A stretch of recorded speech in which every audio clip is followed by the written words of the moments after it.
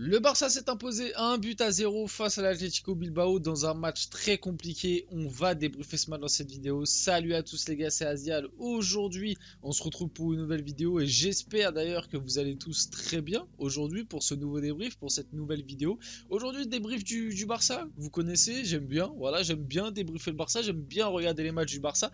Un match compliqué aujourd'hui, match très compliqué. Le Barça qui a été sauvé par Gouillou. Voilà, la belle histoire. On va en parler, pardon. Qui est Gouillou, un jeune de la Masia, encore une fois, le Barça sauvé par son centre de formation, sauvé par ses jeunes dans un match très compliqué face à l'Athletic Bilbao quand même. Faut le noter, c'est pas évident de rentrer, d'être aussi jeune et de marquer face à l'Athletic Bilbao.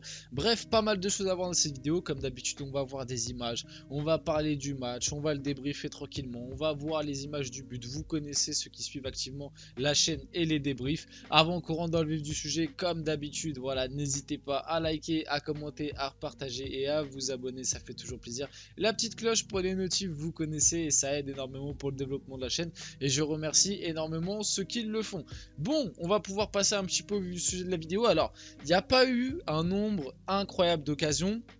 Donc là, on est au départ déjà du but qui arrive à la 80e minute de jeu. Du coup, le but de Marc Gouillou. On va en reparler un petit peu après. Avant que je vous montre les images du but, etc., on va parler un petit peu de la compo du début de match. Parce que c'est vrai que niveau compo, aujourd'hui, tu avais n'empêche pas mal d'absents, énormément d'absents sur blessure encore une fois.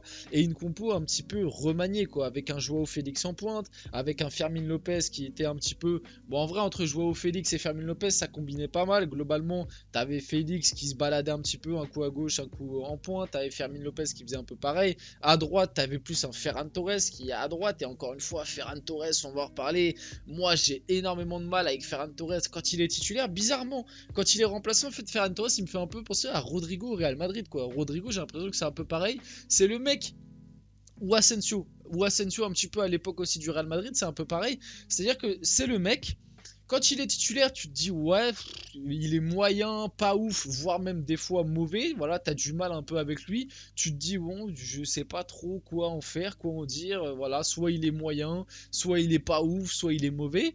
Mais par contre, le mec, quand il est super sub et que tu le fais rentrer dans des matchs un peu bourbiers, c'est le gars qui va être capable de venir te marquer le petit but, de te sauver à des fois, de te faire gagner des points. Voilà, c'est les Asensio, les Ferran Torres, les Rodrigo. Voilà, c'est un petit peu cette caste de joueurs là. En tout cas, entre Real et Barça, ça me fait penser un petit peu à ce style de joueur. Mais moi, Ferran Torres, j'ai quand même énormément de mal. Et ouais, encore une fois, aujourd'hui, le match a été plutôt compliqué. Ça n'a pas été le seul qui a été mis en difficulté. On va un peu en reparler plus globalement en fin de vidéo pour les prestations individuelles.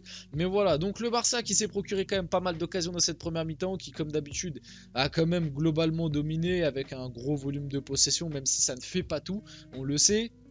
L'Athletic Bilbao a aussi eu des occasions. Attention, l'Athletic Bilbao a aussi eu des occasions, notamment avec Nico Williams, enfin les deux Williams globalement sur les côtés, mais j'ai trouvé quand même Nico Williams un petit peu meilleur personnellement, qui a fait très très mal à Cancelo, et les deux ont été plutôt bons. Ça s'est procuré des occasions. Il y a eu un moment, un gros sauvetage d'Inigo Martinez. D'ailleurs, Inigo Martinez, très bon match, honnêtement très bon match. Moi j'avais des doutes sur lui. Je sais qu'il avait fait un match, pareil, je l'avais débriefé, où il avait pas été bon du tout. Mais là, honnêtement, aujourd'hui, très bon match. Là, rien à dire. À un moment, il te fait un sauvetage de ouf. Encore une fois, t'as Ter Stegen qui vient de sortir des parades et tout. Donc, c'était un Barça plutôt moyen globalement, avec un Athletic Bilbao qui a eu ces petites occasions, qui auraient pu, en étant un petit peu plus méchant, décisif, cloué et venir marquer ce petit but capable de faire douter ce Barça avec pas mal d'absents. Un Barça moyen globalement qui se fait sauver du coup par Marc Gouillou. On va pouvoir directement voir le but. Donc ça part d'Inigo Martinez en plus, qui va venir casser les lignes et trouver Joao Félix. Joao Félix, on va en reparler. Joao Félix aujourd'hui c'est homme du match.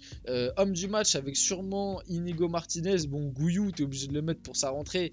Même si finalement, à part le but, voilà, t'as pas non plus énormément de choses à te mettre sur la dent. Mais si sur le 11 titulaire, là, je dois faire mon top 3, je mets Joao Félix, Inigo Martinez et Ter Stegen. Parce que Ter Stegen, il te sauve 2-3 fois, il te fait des petits arrêts, il te permet de rester dans le match. Inigo Martinez, je l'ai dit, moi je l'ai trouvé vraiment très bon, et en plus c'est lui qui vient casser les lignes là sur cette passe qui amène le but. Et Joao Félix, Voilà. Joao, moi, j'ai pas arrêté de vous le dire, les gars. Les gars, à l'époque, je m'en rappelle au tout début de la chaîne quand je faisais des vidéos, ou même au début du mercato quand je faisais des vidéos, parce qu'à un moment, Joao Félix était associé au PSG. Et moi, je l'avais dit, j'ai pas peur de le dire. Joao Félix, il a été très souvent décrié, très souvent critiqué. Pourquoi? Parce que c'est vrai qu'à l'Atlético, ça a été un petit peu dilettant. C'était un coup il était bon, un coup il était pas bon, etc. Depuis qu'il est parti de Benfica, c'est quand même compliqué. Même avec la sélection portugaise, voilà, c'est pas toujours ouf. Mais les gars, je vous l'ai dit, Joao Félix, tu le mets dans une équipe comme le Barça ou comme Manchester City. Moi, j'aurais tellement aimé avoir un Joao Félix à Manchester City sous Guardiola. Ça deviendra un monstre, ça deviendra un crack. Parce qu'en fait, ce que les gens ont du mal à comprendre, c'est qu'avec l'Atlético, quand tu es un joueur comme Joao Félix, le choix de l'Atlético, moi, je l'ai toujours pas compris. Je sais pas lequel de ses conseillers, agents ou quoi, lui a recommandé d'aller à l'Atlético, même s'il y a des grosses sommes financières. L'Europe voulait Joao Félix. Je ne comprends pas comment il a pu se dire aller à l'Atlético, c'était une bonne idée vu son profil, etc. Après, on peut se dire, bon, aller à l'Atlético, ça lui aurait peut-être permis de travailler un peu ses points faibles, le volume de jeu, les efforts défensifs, etc. Oui, bon, d'accord, mais le style de jeu ne correspondait pas du tout aux qualités du bonhomme. Et moi, je l'ai toujours dit, dans une équipe où tu as le ballon avec un poste aussi un petit peu plus centré, parce qu'il faut pas l'oublier que je parlais un peu du Portugal, mais souvent avec la sélection portugaise, il a été utilisé sur un côté, c'est aussi pour ça qu'il est très mauvais, même si là vous allez me dire, ouais, mais au Barça, il joue ailier gauche. Oui, il est ailier gauche sur la compo de base, mais en vrai, dans le jeu, dans l'animation offensive, très souvent, il vient coller Lewandowski et il laisse le couloir gauche à Baldé, alors qu'avec la sélection, même des fois avec l'Atlético, il était cantonné à vraiment coller la ligne. Et Joao Félix, c'est pas un ailier, c'est un meneur de jeu, c'est un numéro 10 ou 9,5 plutôt 9,5 d'ailleurs.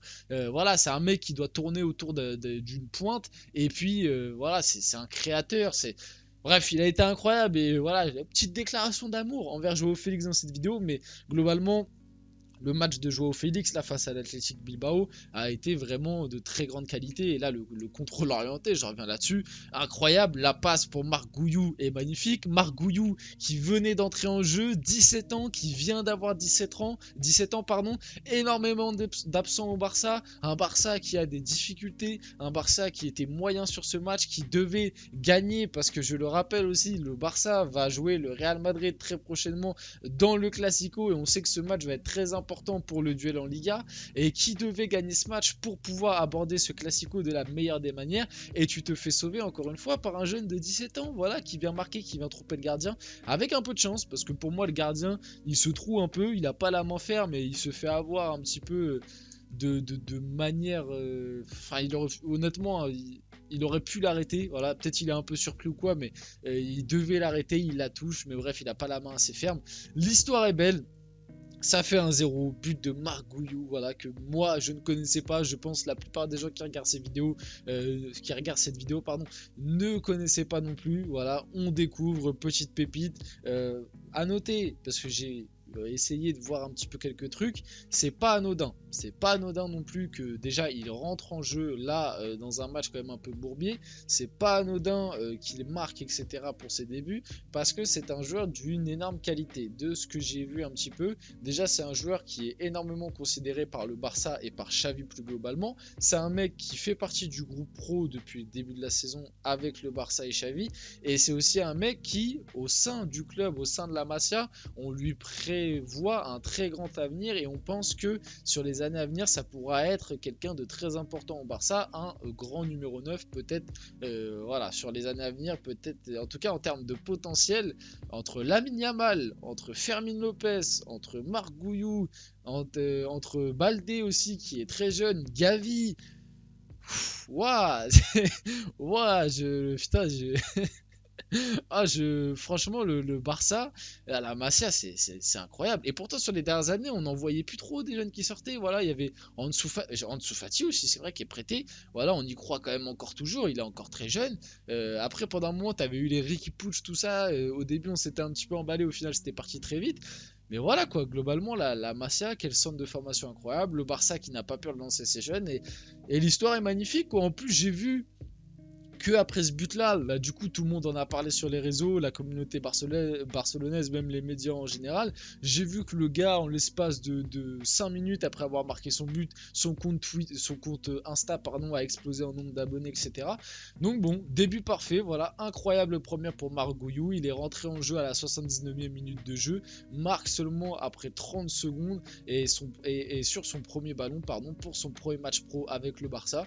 L'histoire est belle, l'histoire est magnifique. En plus, il offre la victoire. Rien de plus à dire. Le Barça s'impose 1-0 face à Bilbao grâce à un but de Marc Gouillou, 17 ans. Et pour finir vite fait la vidéo, on va quand même parler un peu des prestats individuels. Comme je vous l'ai dit un petit peu plus tôt, mon top 3 performances, je pense que ça reste Joao Félix, Inigo Martinez et Ter Stegen. Si je dois mettre des flops, Ferran Torres, honnêtement, par rapport à ce qu'on attend, je trouve qu'il a très peu pesé offensivement. Flop, c'est peut-être un peu dur, mais j'ai envie de parler de Baldé vite fait. Alejandro Baldé, je le reconnais plus. Je sais pas si c'est le fait que du coup, avec l'arrivée de Cancelo, le Barça joue différemment par rapport à l'année dernière. Du coup, tu as les deux latéraux qui montrent un peu plus haut et tu as peut-être Baldé qui est un petit peu plus restreint. Je ne sais pas. Mais c'est vrai que depuis le début de saison, par rapport à l'année dernière, Alejandro Baldé, je ne le reconnais pas. Moi, l'année dernière, Baldé, il était vraiment incroyable. Pour moi, je le dis, sur le niveau l'année dernière, il faisait sûrement partie du top 3, top 5 meilleurs latéraux gauche du monde. Et puis là, cette année, ouais, c'est un petit peu, c'est ouais, voilà, je vois les prestations de Baldé, je vois Baldé par rapport à l'année dernière où à chaque fois que je le voyais, je me disais, oh, lui, il va faire mal. Lui, il va faire mal. Là, cette année, je vois et je me fais mouais. C'est pas horrible, hein, c'est là que, tu vois, j'ai dit flop, c'est peut-être un peu dur parce que c'est le cas. C'est peut-être un peu dur, mais c'est mouais. Voilà, c'est mouais. Oriol Romeu a été catastrophique. Comme Ferran Torres, moi, j'ai pas du tout aimé sur ce match-là. Pourtant, c'est pas non plus un joueur de. Pour moi, il sera utile à des moments avec le Barça. Mais quand autour de lui, t'as Gavi, Gundogan, Gavi qui a quand même le rôle un peu aussi de catcheur. Alors, c'est un petit peu réducteur de dire ça parce que Gavi a d'énormes qualités techniques, attention, mais vous m'avez compris un petit peu dans la combativité, dans la manière de casser les actions, etc. Romeo, Gavi, ça se ressemble. Moi, j'aimais voir Romeo à côté d'un De Jong. Là, je le trouvais performant. Bref, on arrive sur la fin de cette vidéo. J'espère qu'elle vous a plu. Si c'est le cas, n'hésitez pas à liker, commenter, partager, vous abonner et à partager. C'était Asial et on se retrouve très rapidement pour une prochaine vidéo.